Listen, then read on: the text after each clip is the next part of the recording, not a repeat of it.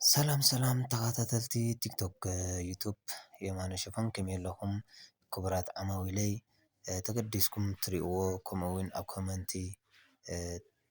ትእዝዙኒ ኩላኹም ማለት እዩ ካብዞም ኣብ ደገ ዘለኹም ኣብ ወፃኢ ዘለኹም ኣሕዋተይን ከምኡውን ፈተውተይን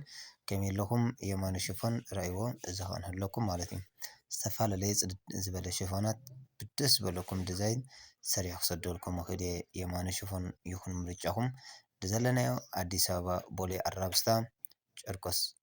አደባባይ ትሕት ኢልካ ኡራኤል ቤተክርስትያን ማለት እዩ ኡራኤል ቤተክርስትያን ውርድ ተኢልኩም የማነ ሽፈን ኢልኩም ክትረኽቡኒ ትኽእሉ ኢኹም ኩላኹም ማለት እዩ ኣድራሻይ እንተደሊኹም ኣብ ታሕቲ ክፅሕፈልኩም እየ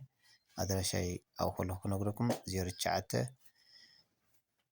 27 95 50 99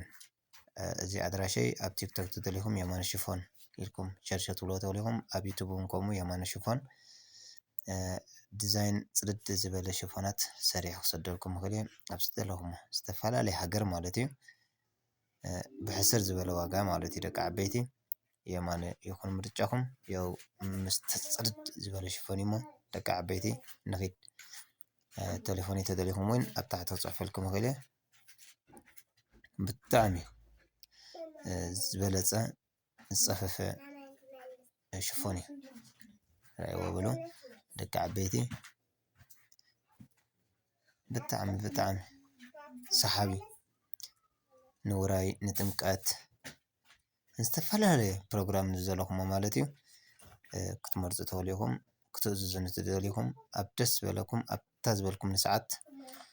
ክሰደልኩምን ከብፅሓልኩም እኽእል እየ ንስኹም ጥራይ